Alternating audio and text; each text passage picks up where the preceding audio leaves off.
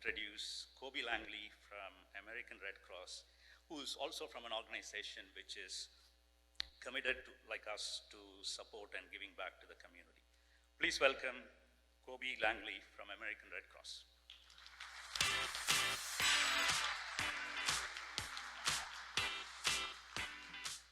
Thank you, Cognizant Signature partner for this event. Thank you for Commissioner Nace for having me to speak with this amazing group.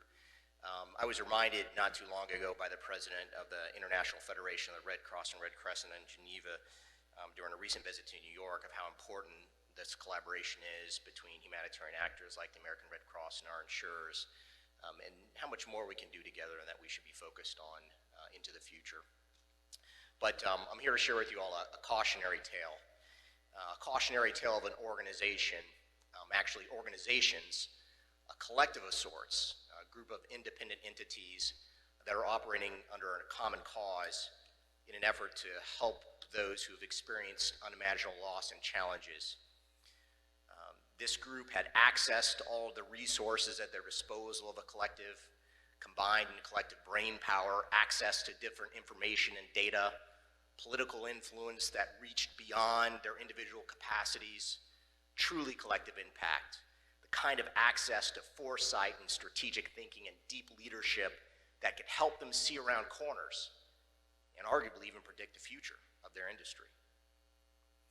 But this group failed to fully see and appreciate the enormity of the challenges that their collective intelligence and wisdom was telling them. And they woke up one day with a realization that they were not in front of the global demands for their services, but were in fact behind. They were working under a collective business model that was not sustainable, not fully responsive, and was likely destined to collapse amongst its own weight of demands on their people and on their capabilities. What got in their way were individualistic aspirations, regional and geographic-based politics and priorities, and all too often an unwillingness to see any other way of doing things than what had worked in the past. Now, some of you may think that I'm talking about the collective that are insurers and insurance regulators of our great country around the globe, but I'm not. The industry I'm referring to is a humanitarian network of our Red Cross and Red Crescent societies around the world, and of course here at home in the American Red Cross. This collective group of humanitarian actors woke up one day and recognized their own challenges and their own opportunities that had been missed because of their lack of will and lack of political action.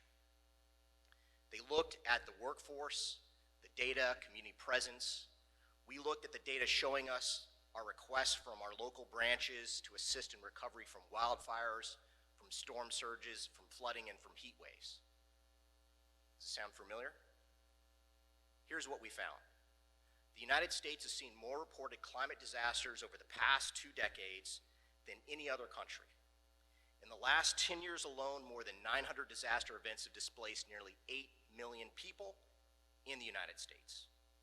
The United States had the most highly destructive hurricane landfalls over the past 5 years than the past 53 years combined. Similarly, 3 of the top 5 years for acreage burned and the most destructive wildfires in the United States occurred in this decade. The increase in climate-fueled extreme weather is not limited to a few locations on the coast or even near wildfire-prone areas. The data that we've been able to collect over 100 years in responding to these disasters have told us this is a reality. In 2021, more than 40% of Americans lived in local counties that were hit by climate disasters, and more than 80% experienced a significant heat wave. This relentless disaster tempo has brought our organization to the very edge of our capacity to help those that are most in need and to help them withstand future disasters and related displacement. By 2030, we anticipate that the Red Cross network around the globe will be responding nearly continuously to concurrent major disasters driven by extreme weather. Your reality, for the people in this room, you've You've seen the skyrocketing costs of flood and wind damage claims, death and injury claims. It's a hockey stick curve, and it's happening in the Americas in our own backyard, not somewhere across the globe in a rainforest. Over the past decade, 83% of all disasters worldwide were extreme weather and climate-related events, 83%, such as floods, storms, and heat waves, and they impacted billions of people. And let's not forget wildfires. While 2023 saw a milder season overall, the Lahaina wildfire in Maui Islands is a stark reminder to all of us of the devastation that can be caused by these events. A single fire that caused $3.5 billion in insured losses, highlighting the dangers of wildfires around the country, even in unexpected locations. This trend of increasing catastrophic losses has serious implications for the property insurance industry as well as for humanitarian responders. Rising costs. Insurers need to pay out more claims, leading to higher premiums. Reduced availability. In high-risk areas, insurers have to become more reluctant to offer coverage at all, leaving some homeowners vulnerable. Strained resources. Catastrophic losses can strain insurers' financial resources, potentially impacting their ability to pay claims properly. All of this leads to an increased humanitarian suffering. And it's an unequal burden. The weight of climate change doesn't fall evenly. Imagine living on the streets in America, exposed to the elements 24/7. Now, imagine those elements becoming more extreme. That's the reality for many of the most vulnerable amongst us, the homeless. Extreme heat events, as I mentioned, are on the rise, and people that are experiencing homelessness are more susceptible to heat stroke. Makes sense. In California, we show a disturbing trend of 13% of all heat-related hospitalizations from 2017 to 2021 were among the homeless population. Migration. Climate change forces people to move, straining resources in safer areas. Here's the reality. We can't ignore this crisis, but we do need, as the Commissioner mentioned, a multi-pronged approach. It's going to take all of us, not just the insurance industry, not just the regulators, but humanitarian actors and nonprofits and our local community leaders. Broader strategies that we've adopted globally offer us a roadmap. Climate adaptation leaders like our Red Cross and Red Crescent societies around the globe, where do these humanitarian organizations that are at the tip of the spear of responding relentlessly to these climate-related disasters, where do they see the opportunities? The vast majority of 192 countries around the world that have Red Cross and Red Crescent societies have signed on to a climate resolution in Geneva in 2020, and amongst themselves have committed to investing in 3 focus areas that have the potential to deliver transformative adaptation to our most vulnerable communities. We're not the only nonprofit organization that's named in these events, and municipal emergency disaster plans play a critical and important role. The American Red Cross, as the only nonprofit that's named in most national disaster plans, is also named in most municipal and state plans as well. One of our jobs, as well as other Red Cross societies, is to provide shelter and feeding and immediate assistance after disaster. We are your partners in ways that you likely don't realize, and we're working in the same ways to reduce harm and suffering. And some of the areas where the American Red Cross and other national societies are seeing progress in prevention of loss: early warning and anticipatory action, safety nets and shock responsive social protections, and yes, even nature-based solutions. Hopefully, our organizations can work together to identify the most vulnerable populations, to share information and data. Working with insurance agencies who are willing to share their data with informed consent can help expedite this process, identifying and targeting the most vulnerable communities, leveraging our collective knowledge for the greater good. Adapting and creating new programs to complement national efforts or to channel assistance with few delays. National societies in a lot of countries are working to make social protection systems shock responsive. They help governments use social protection databases and even payment channels for anticipatory cash transfers as an early action, providing cash assistance to communities' needs before the disaster hits. Some insurers around the globe are exploring pre-disaster payment options for communities in high probability zones to help them buy what they need to evacuate or to survive in place just in time for an immediate disaster.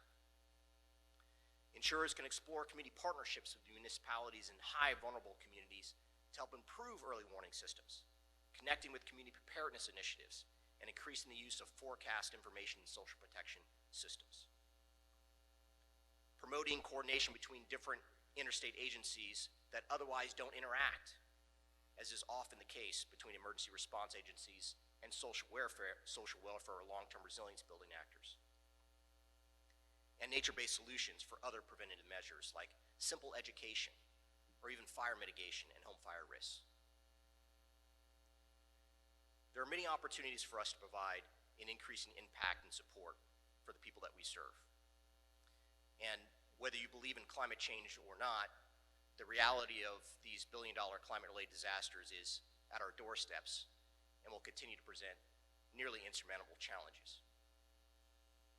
I would remind everybody here today that our collective action can and will make a difference, but it does require us to look inward, to consider the mistakes of the past, to be willing to accept the realities of today, and to establish a greater future for our children and our children's children. Lastly, I'd like to remind the audience here today that the American Red Cross is one of many nonprofit organizations that cares about alleviating human suffering in our communities.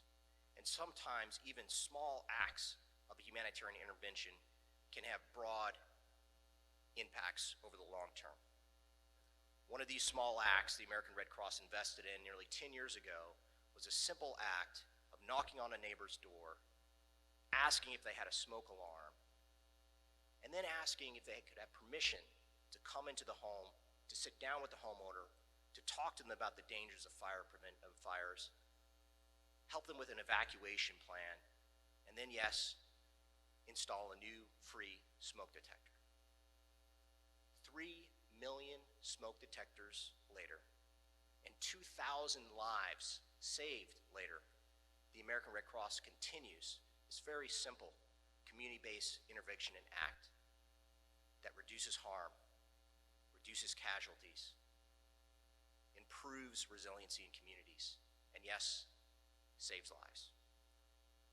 That's what we're here to do for you, for our community, and we'll continue to commit to now and into the future. Thank you for the opportunity to talk to you about our challenges and the opportunities for a brighter day ahead. Thank you.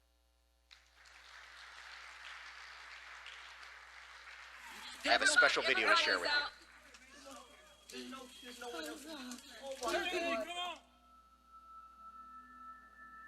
So the smoke alarms went off and everybody automatically ran downstairs. There was black soot smoke inside the home, but we didn't see any fire, so we thought it was a Christmas tree. My grandson was standing over here and he opened the garage door, and that's what it was. The flames were already high. My husband, he jumps over to the door and he said, "Everybody get out, get out." And so we all just, left out through the front door. After that, we ran across the street. We called the fire department. We had all the neighbors was out. They was helping us with whatever we need, but everybody was calling 911. They was making sure everybody was okay. So he went and opened that door, and by the time he opened the door and my husband stepped over, he was like, "Everybody get out."